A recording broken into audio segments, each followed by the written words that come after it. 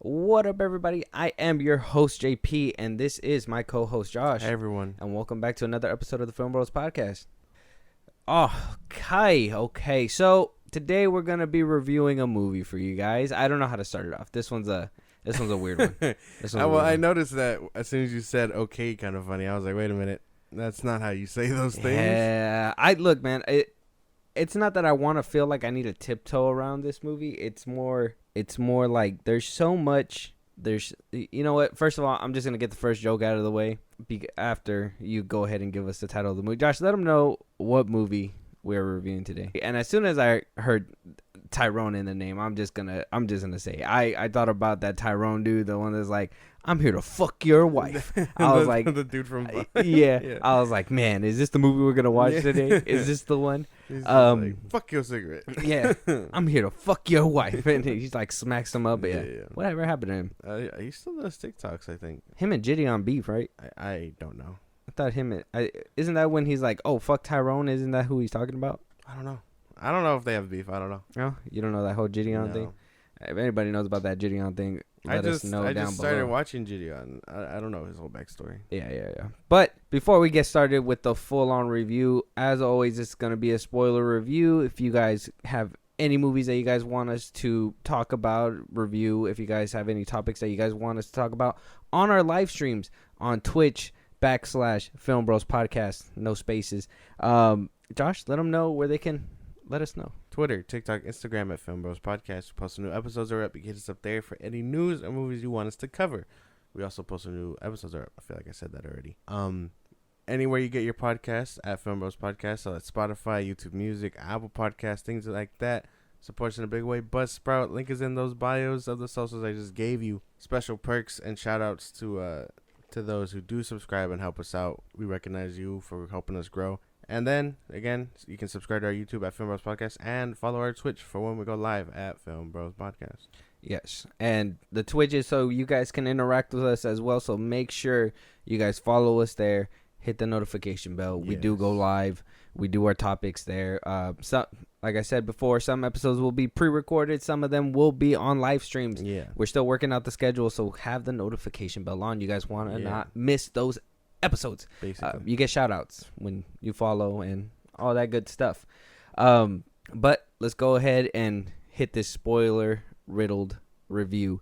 They Clone Tyrone currently sitting at a 94% fresh rating on Rotten Tomatoes with a 100% audience score. Damn. 100%. 100%? People really love this movie. You can agree with that? No. Is this Rotten Tomatoes being paid off? Shit. Probably. No, who knows anymore? But damn, yeah, no, I don't think 100% is high. I feel because I don't think I've heard anybody talk about this movie. What if it's racist to hate it? Maybe that's the thing. That's a whole different topic. Racism within Hollywood and whatnot. But at 94%, we've seen critics be harsher with movies. So yeah, so 94 isn't too crazy. I mean, too high. I think it's too high. Too high? You think both of them are too high? Both of them are too high. Okay. All right. I could feel it. Maybe. I feel like we have to have a discussion about it. And maybe you can help me find that scaling for myself because I barely finished this movie right before we started this podcast. I was watching it yesterday, and at first I wasn't really into it. And then it pulled me in, and then towards the end, it kind of gave me a weird like dip out kind of thing. So that's the thing is I can't say that I do not understand the movie because I feel like I 100% understand the movie, what it was coming from, what they were trying to do, with the message they were sending. It was just I feel like we'll probably get into it, but maybe like towards the end that kind of baffled me. But you how many times have you seen this one? I've seen it Twice? I watched it when it came out. And then I think I proposed the idea of doing a review earlier, but then we did a bunch of other things, and then it just kept being pushed back. Like I don't even think we even got to that Extraction 2 review, right? No, we haven't. It's just been pushed back. We've been having other things. Yeah. More content for you guys. Yeah. Come on. So like we'll do them, but the time has been long gone. Those movies have been out for months now. Yeah. We'll probably still give our opinion or review one of these eventually. days when we can get around to it. Free weekends. Yeah. It's I don't know. But watching it twice, I understand. I understand what it's going for. I understand what they're trying to tell us. But the execution felt weird. You know what I mean? A little weird. Like they were trying to go deep with it, but it felt like they didn't know how to. So then to the point where they were just like, nah, man, we're trying to be deep and nuanced and make you think of all this other stuff. But I didn't really feel that towards the end. Yeah, but I think that comes with that whole convoluted thing that happens towards the end that I was kind of telling you about as soon as I finished it. But I'll kind of dive a little bit deeper into that as we go down. But in this movie, we have John Boyega as Fontaine, Jamie Foxx as Slick Charles, Teyonah Parris as Yo-Yo, Kiefer Sutherland as Nixon, David Alan Grier as the Preacher, and more. There were so many other people. John Boyega, you've seen him in Star Wars. He is Finn. Yeah. Potential lovers to Poe Dameron. I don't know if anybody picked up on that. If you're shipping them, I guess. Yeah. Jamie Foxx, we've seen him as Electro recently in No Way Home. I heard he made a recovery, right? He didn't pass away from those injuries and stuff. He's made a full recovery. Oh, he's good. Yeah, no. He's made a full recovery. He's doing good. Oh, very good. And then Teyonah Parris, you will be seeing her in the Marvels movie from Marvel Studios. She plays Monica Rambeau. Oh, okay. So she and then everybody else falls in line. Everybody knows Kiefer Sutherland. He's been in The Lost Boys. He goes way back in Hollywood. He's been around for a while. Damn. David Alan Grier too. The most notable, and it's funny to me because the most notable one that I know him from is from Jumanji. He was in Jumanji. He was like the shoe guy in Jumanji in the beginning that made the sneaker. Oh, yeah. And then he winds up becoming a cop and everything like that. That's literally... I could probably think of other movies. I know he came out in like First Sunday with Ice Cube and all them, but it's like that's the movie I know him from is Jumanji.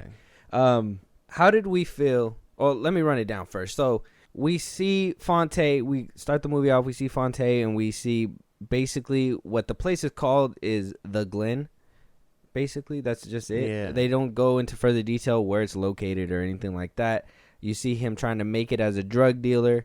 You see all the hood activities that be happening. You see pimps, hoes, drug dealers, shootings. There was a bunch of crazy stuff. You see that he had a relationship with his younger brother that is no longer around anymore.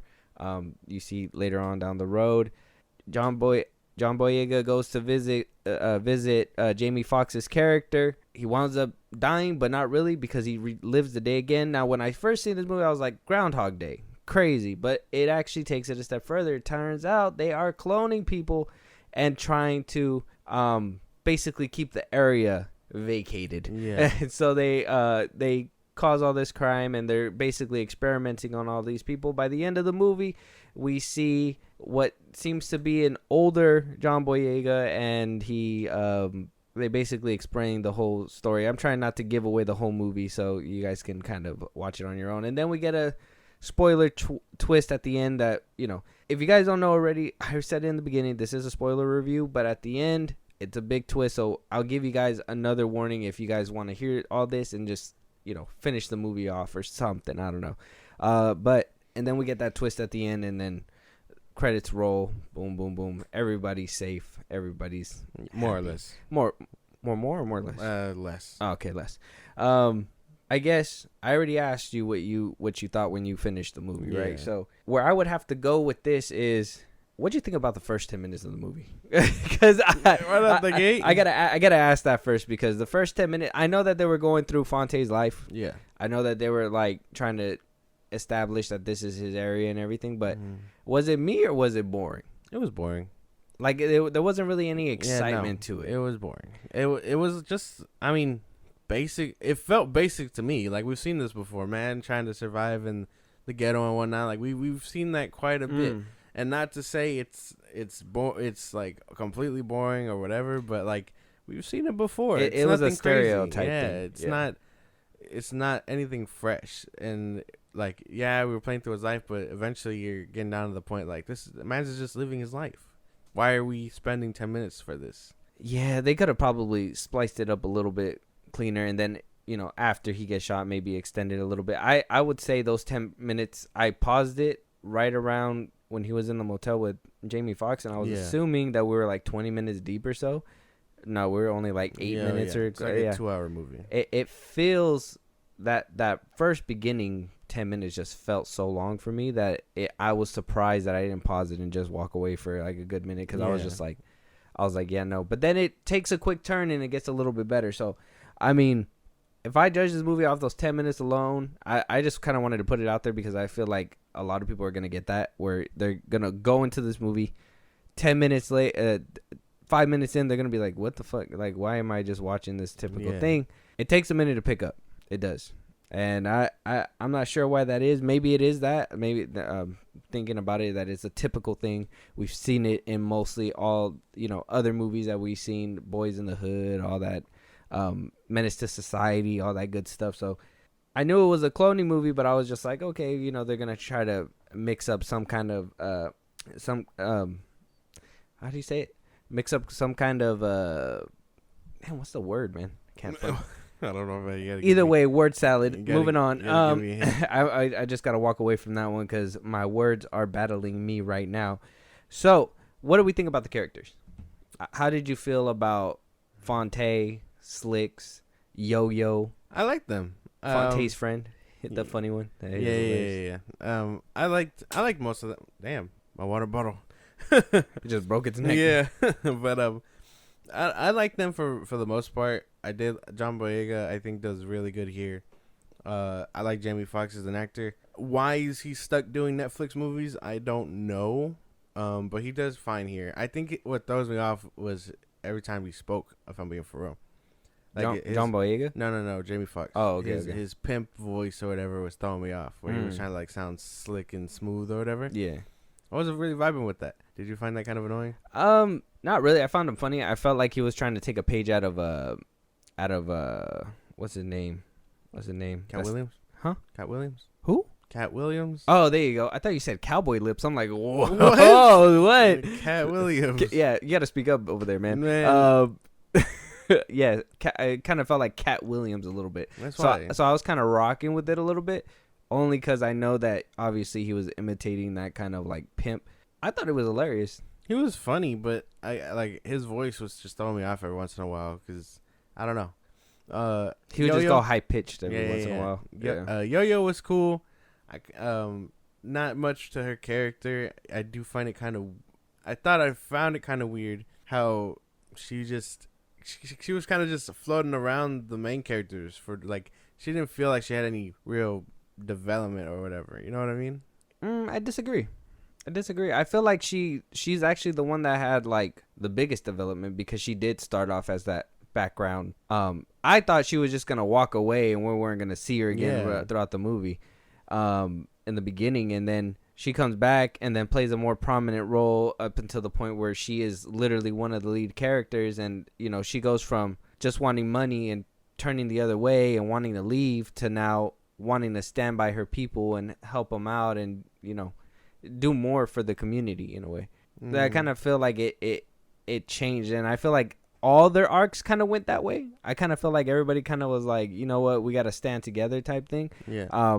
But I think hers was like, if not one of the bigger switch ups, because you could kind of see it with John Boyega's character. I kind of felt like, like I said, I thought she was leaving and maybe came back as a gag later on or something, but they actually like brought her back slowly to the point, and then she was leading it. It was like, how do you go from a background character to the front like that? It was actually pretty impressive for me. I don't know. I feel indifferent about it. I don't know. Did you feel like she was rammed in there? Yeah, a little bit, because I was just like, well, she wasn't as prominent or whatever, and she didn't feel like she had all these big ambitions and stuff. And I don't know. I think in the beginning she was saying that she wanted to leave and wanted to be a nurse or something. Like she didn't do it. No. Yeah, but because the hoeing game paid money. I don't know.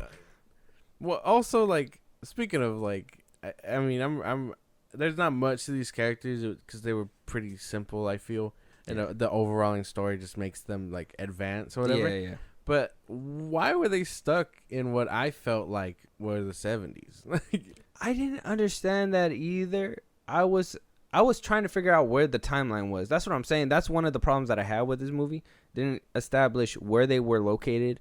didn't establish what time they were in, because Yeah. they went from roaming around in the 70s, and then she started talking about like blockchains and stuff like that, and I was like, well, that's cell phone talk, so that has to be closer up in the 2000s. So why are they acting like they're, back in the day? So what I think this movie takes place is probably like '05 through 2010, somewhere around there. Like not in the 90s or anything like that. You still had people in that early 2000s eras that couldn't let go of the 90s, so that kind of explains the pimp and the pimp outfit, and kind of like that baggy clothes that they were wearing, stuff like that. So I don't know, I was just like, but blockchains goes even further than that. So yeah, the whole timeline and everything, we just never explained for me, it was just like, damn, why does all this feel like I'm watching like a 70s movie, whatever. I was gonna say, even the beginning too, as soon as I started watching it, it had like that little grainy feel to the film, where it felt like it was filmed in the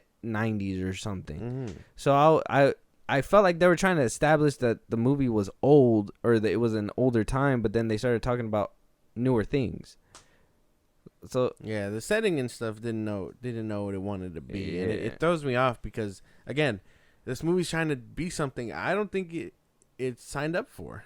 If I'm being for real. What do you mean? Like okay, what? Because it's trying to be deep, it's trying to be nuanced, it's trying to like dive into that whole thing, but it doesn't feel like A Cure to Happiness or Shutter Island. You know what I mean? Like, it feels like it's trying to be those things, but just stumbles and falls on its way there.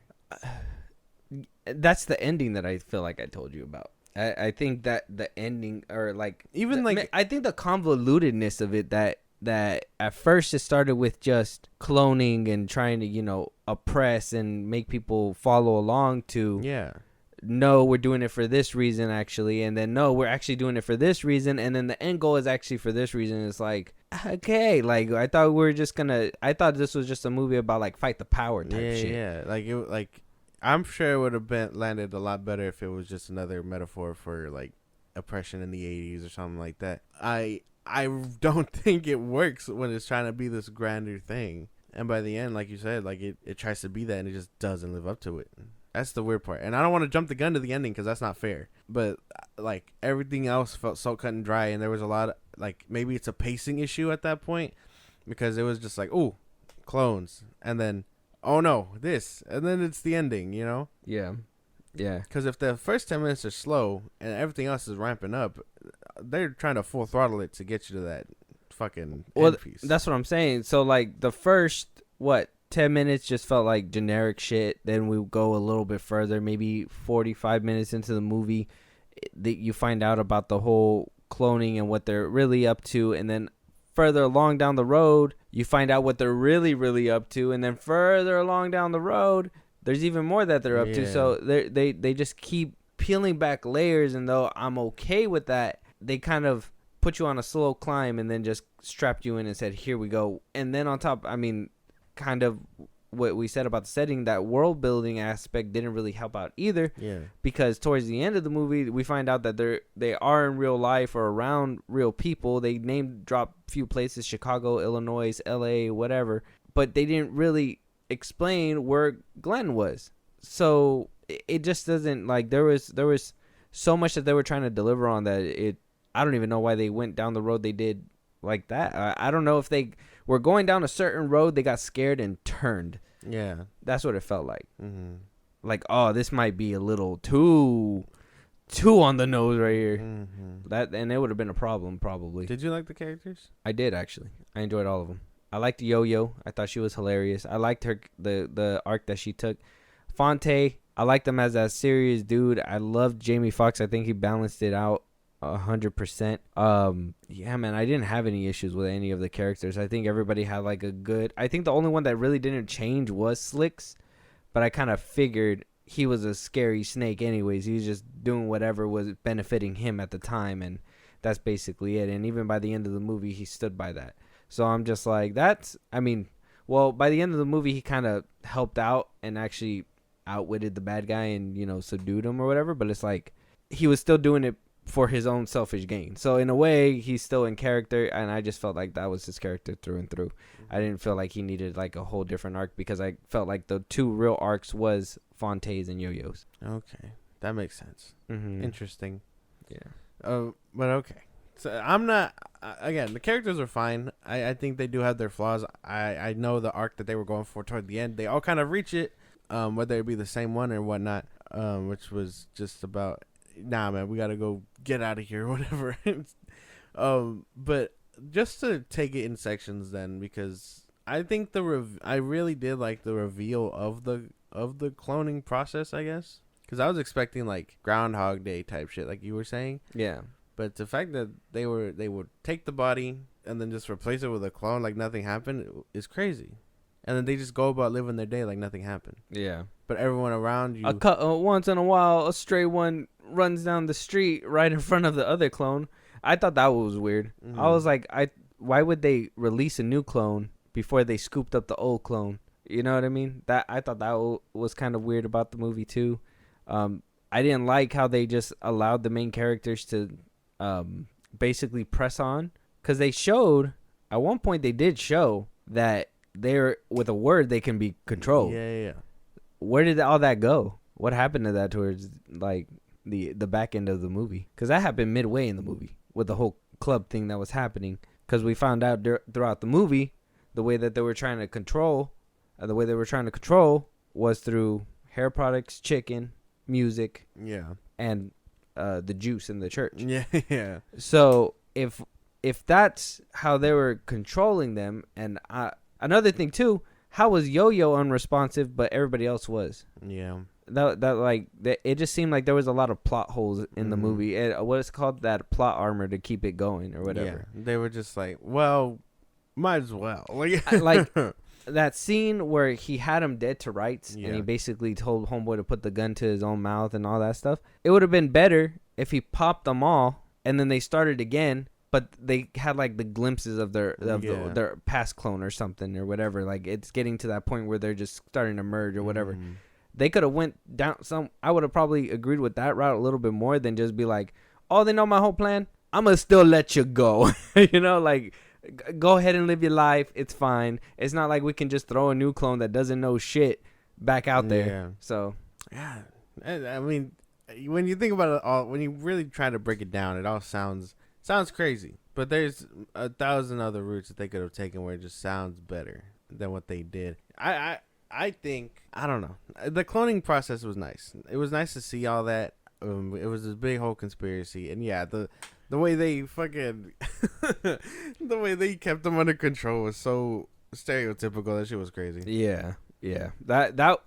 And it's funny because I wanted to see what people thought about this movie. There were some people that were like, well, obviously the African American community. Yeah. I wanted to know what they thought about the movie, and some of them thought it was funny, and then some of them thought it was offensive. If it makes, I don't know if it pulls on your heartstrings a little bit, but Joe Budden hates this movie. Oh no, not Joe Budden.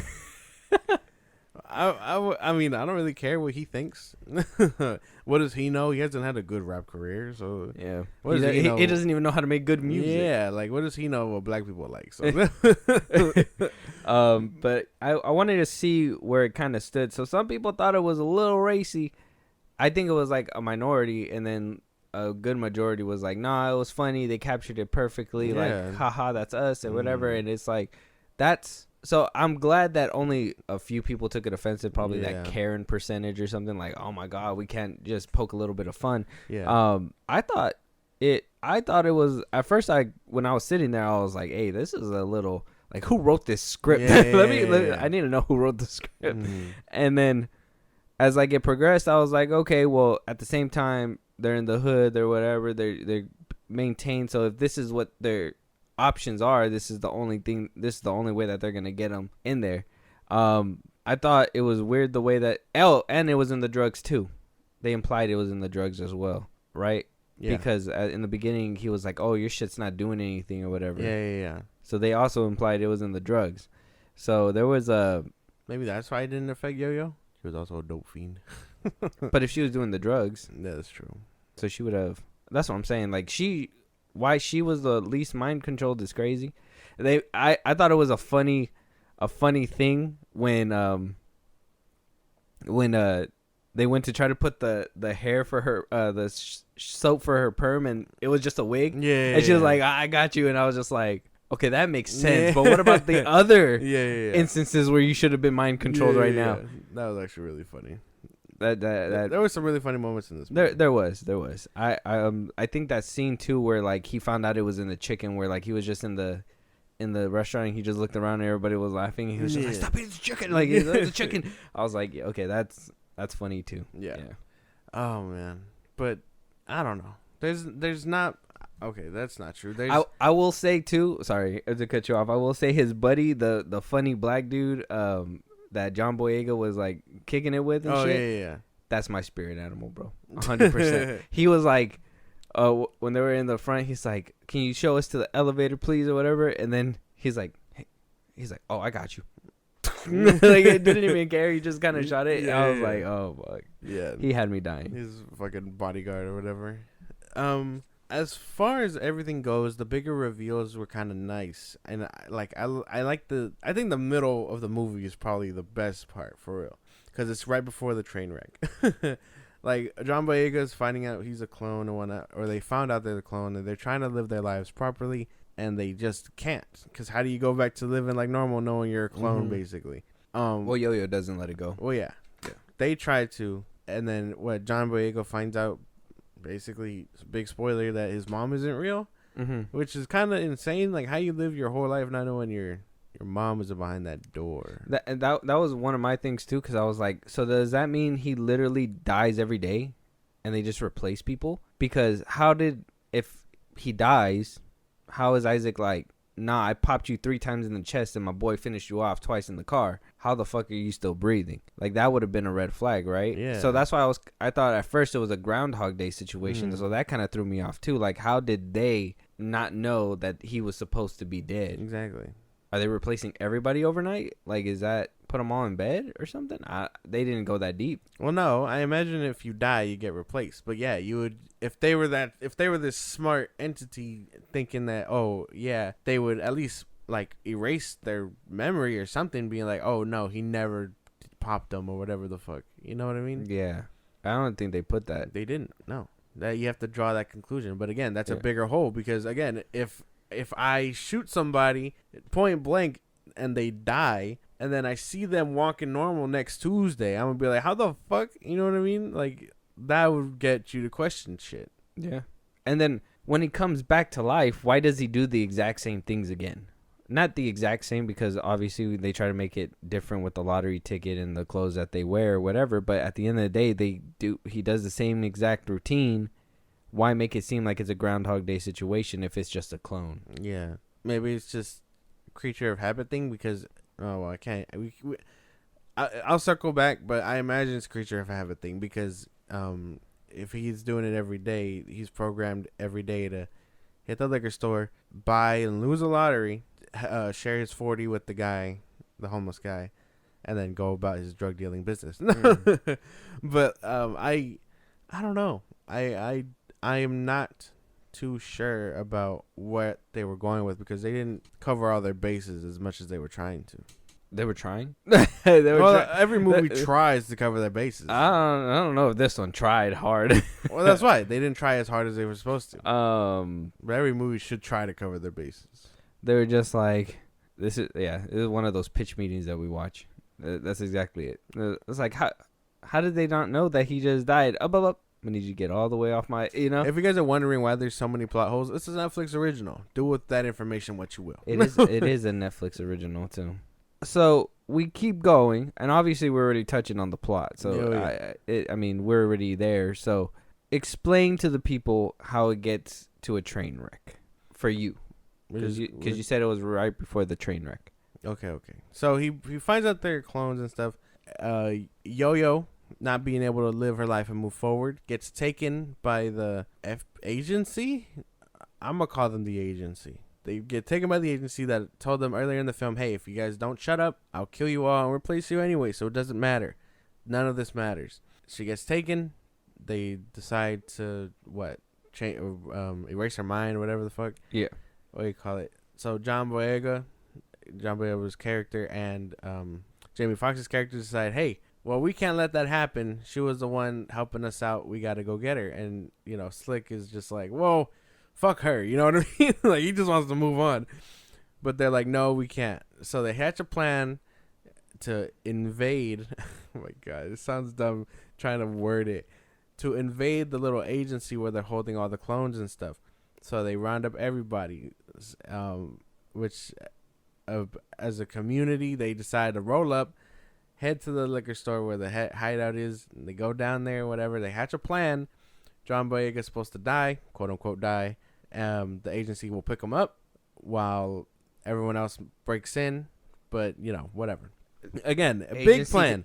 Agency did not confirm death either. Yeah, Crazy. no. They were just like, hey, damn, man. They move fast then. Yeah, that one was kind of quick. It's a big convoluted plan. You get the group heading in to storm the castle. John Boyega is supposed to be sneaking around enemy lines. That's the best way I can put it without, giving too much detail. So he wakes up in the thing. He's like, okay, I'm gonna go fight for this. Everyone else is upstairs making their way down to free the clones.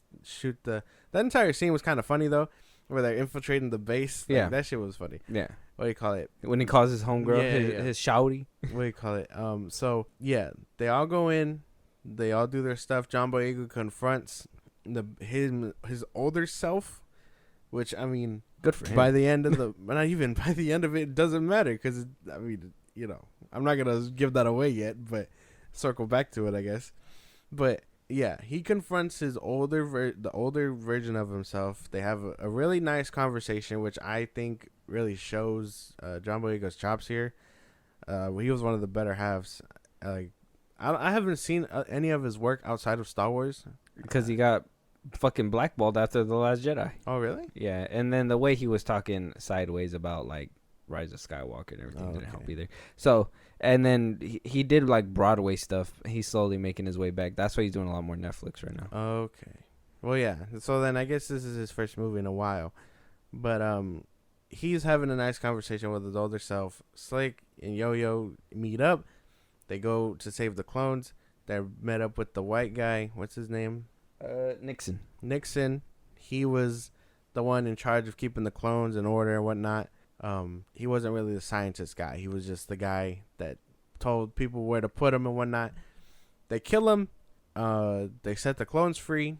The clones are roaming now freely. No memory, no nothing. They're just walking. Like imagine that shit. It cuts to a news outlet saying, "Oh, this town is full of like clones and stuff. It's crazy. Conspiracies, government, yada yada yada." Cut to what? The last like 15 minutes of the movie. While we know Slicks, Yo-Yo, and what John Boyega? Fonte are meeting up, whatever, and they're like, oh, we got to travel out.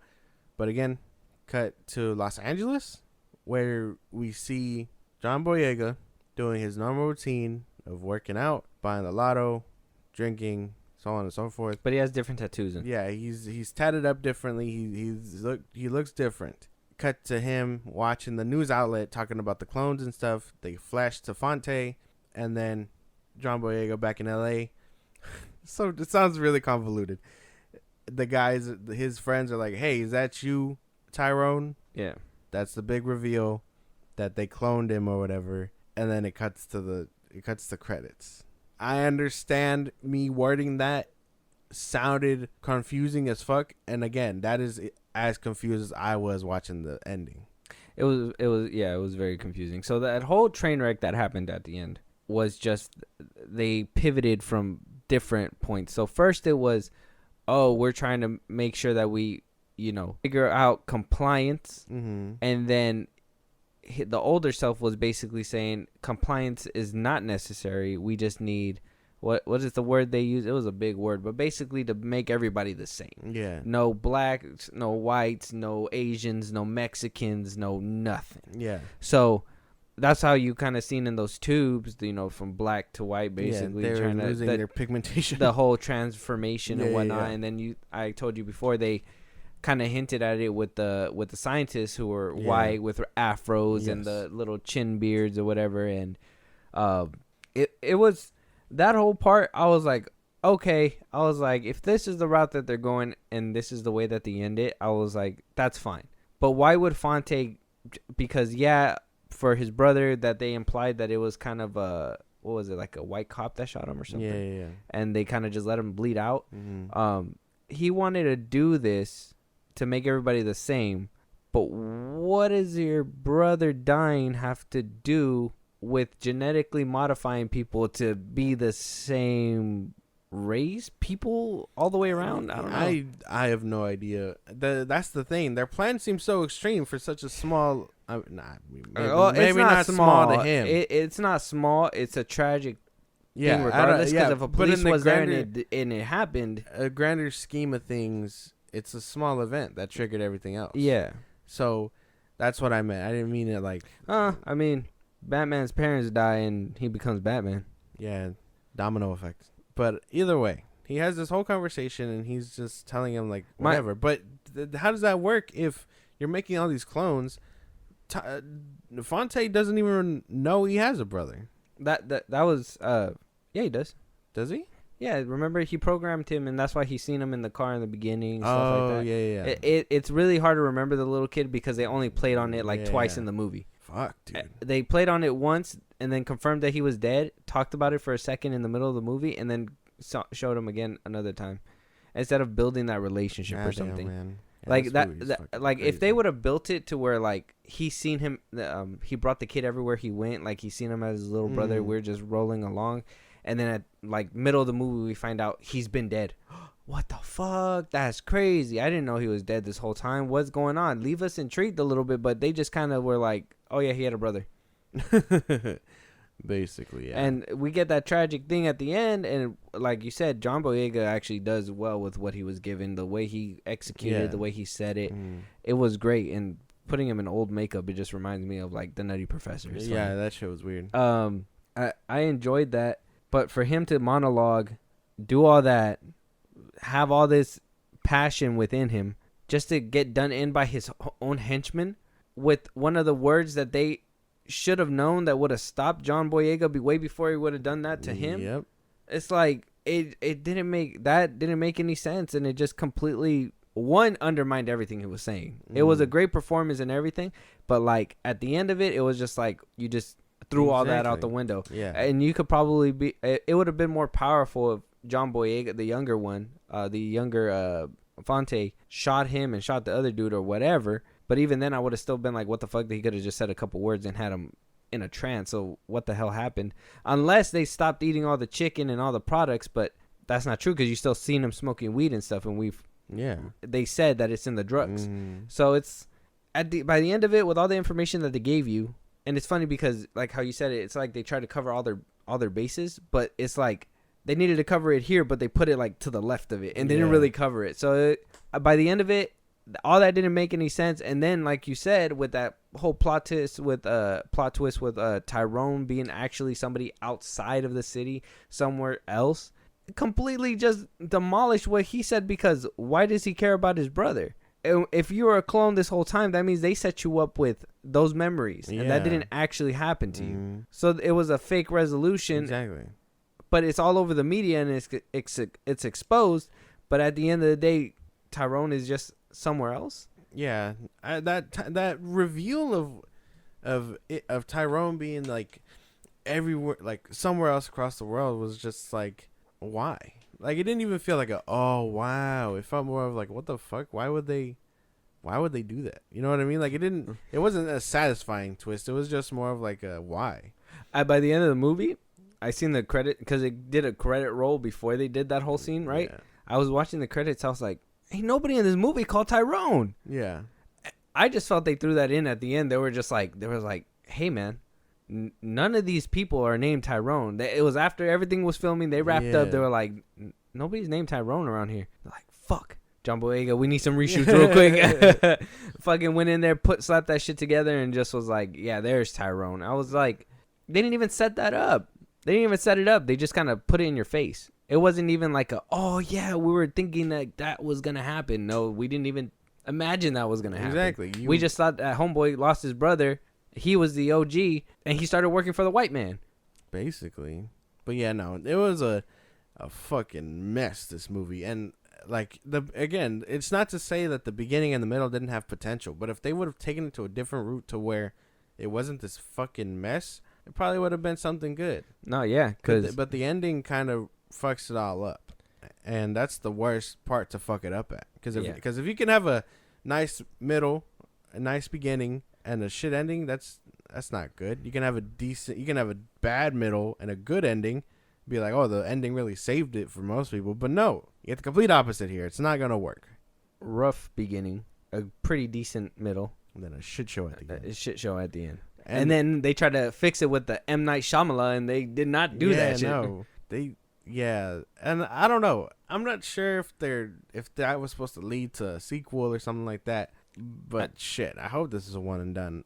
I don't need him trying to figure out everything else, because that was basically Fonte's whole shtick. Yeah, now he has to re-find out everything, but everything's been outed, so are they still going to do that? They didn't have any indication that there was a contingency or somebody else was going to pull the strings behind. Well, didn't they say that there's more out there? Could have sworn that they said that there was more outside of Glenn or whatever the fuck. Well, yeah, and that's why they were like, oh, that girl was saying she had the paperwork. She was like, oh, yeah, they're cloning people. And she was like, oh, yeah, they have them in Chicago, Illinois. They have them in L.A., blah, blah, blah. They have them in different places. So if they have the paperwork and they're basically outed, I'm sure they're going to go investigate. If not, then this universe is fucking retarded on planet Earth, because like we're not going to investigate this further. We're just going to allow these clones to wander off. Like, I know. I don't know. A lot of questions that they don't really have the answers for, and you guys can totally be like, well, wait, why don't you wait for them to be a sequel? I wish there would have been enough here to make me invested into a sequel. I will say the gunshots and the little fight scenes that they had were pretty hard-hitting. They were pretty realistic. I liked them.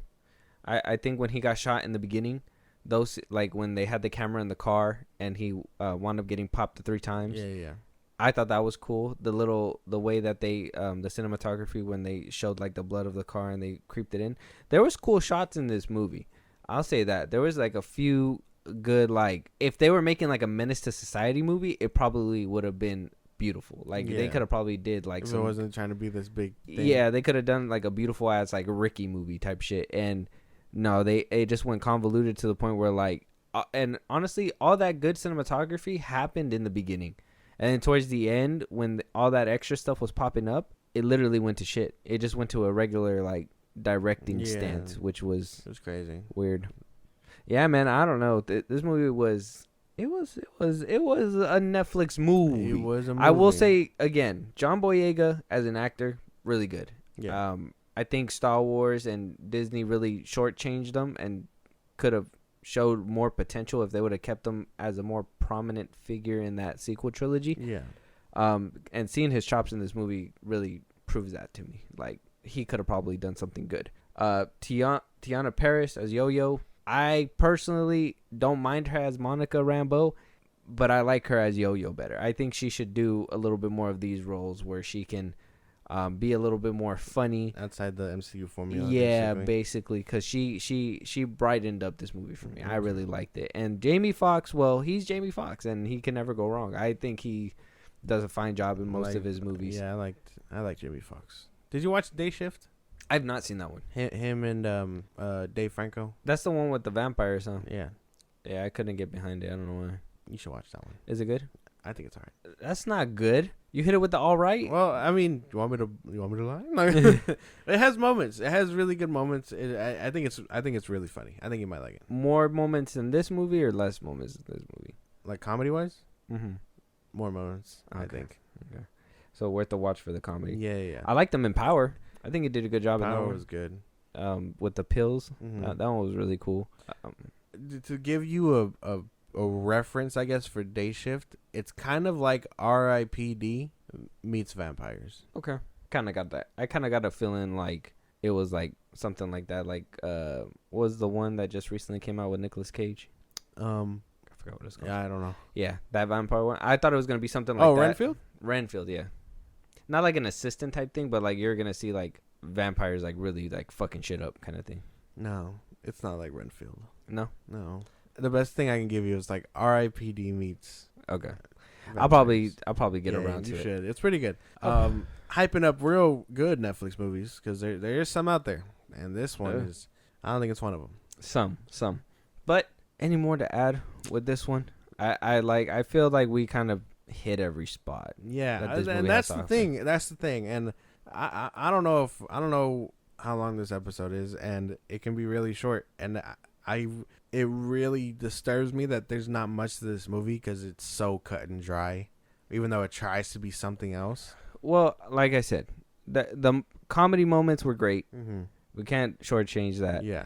The acting, they acted their asses off in this movie. I think they all did very well. What they could, yeah. The cinematography, for what it's worth, in the beginning was fairly decent, and I just think that convoluted plot towards the end, those plot devices to keep the movie going when it honestly necessarily did not need to go that way, or if they were gonna try to prolong it a little bit more, they could have went a different route. Mm-hmm. But I understand it would have caused more questions than answers, and this was probably the way that they chose was probably like the least questions route. But either way, it still leaves you with some kind of question. Yeah. This movie, it tried to do too much. If they would have just simplified it just a little bit more, it would have been better. But for the most part, I could say that it's worth a watch. I'd say at least one watch. I don't know how you went to two, but at least one. Oh, I watched it. Well, no, I had to watch it twice. I watched it when it came out, like I said, and then I had to rewatch it because you only had watched it once. Yeah, and we were gearing up to do this review. Yeah. But like that's the only reason why I watched it. I think I might be done watching it for a minute. But that's the thing. Like, it tries to be something different, and it tries to be something new, and it's not thought provoking or anything like that. Not what is it called? Like what? The movie that you're kind of obsessed with at the moment. Oh, Asteroid City. It's not like Asteroid City. Yeah, it's not like Cure to Happiness. No, it's not even like a real M. Night Shyamalan movie. And I don't know who the director is, but he was trying to take a page out of this book. Same with the writers and Joel Taylor, and they don't work. What, has he done anything else? He's done Space Jam: A New Legacy. Oh fuck! He was a writer. Throw the movie away. He wrote for Creed 2 and for Rise of the Beast. Rise of the Beast makes sense. So this is his first like directing job, and he wrote Clone Tyrone and directed it. Okay. So this is like his first step into it, which not bad for a first swing, I'd say. I think it's I don't think he played it safe like even Longoria did with Flaming Hot. But at the same time, I think he risked it all too much. I think he could have found a balance in between, and he just didn't have it. I think if you look at his writing chops, I think he had a middle ground with Creed 2, kind of went down with Rise of the Beast, and then, well, A New Legacy is just, I don't know, man. I can't even defend that one. That one's crazy. Space Jam 2? Who liked that movie? Man, I don't know. I had no idea. That movie was, I don't know. LeBron before we start digging into another garbage ass movie. Yeah. With Ready that, to rank it then? Yeah, man, it's all you, man. Okay. 1 to 10, 10 being the best, 1 being the worst, 5 being in the middle. Okay. Taking it for everything it's worth. The actors carry this movie heavily. The plot is kind of convoluted and messy. There is a lot of funny moments. Again, some decent cinematography. I know we didn't touch upon score, but there was some nice music choices, I guess. Oh yeah. The hip hop playlist always slaps. Yeah, they got boppers. Yeah. And I don't know. I don't want to be too mean, but at the same time, I know I'm not gonna be watching this again anytime soon, just because I know it's a fucking mess. Yeah, but again, not the worst, not the best. I would give it a 5 out of 10. Just average. Nothing special about this one, I feel. Gotta be racist. I give it a no. I played. I can kind of agree with that. I think. What'd you give it, a 5.5? 5 out of 10. 5 out of 10. Like dead 5. Oh, dead 5, like center. You weren't even being nice about it. I don't feel. I'm gonna be nice about it. I give it a 6. I give it a 6 because I did like the comedy aspect of it. Yeah. I did like the dialogue that they had for the most part. Like I said, it had something in the middle, somewhere around there.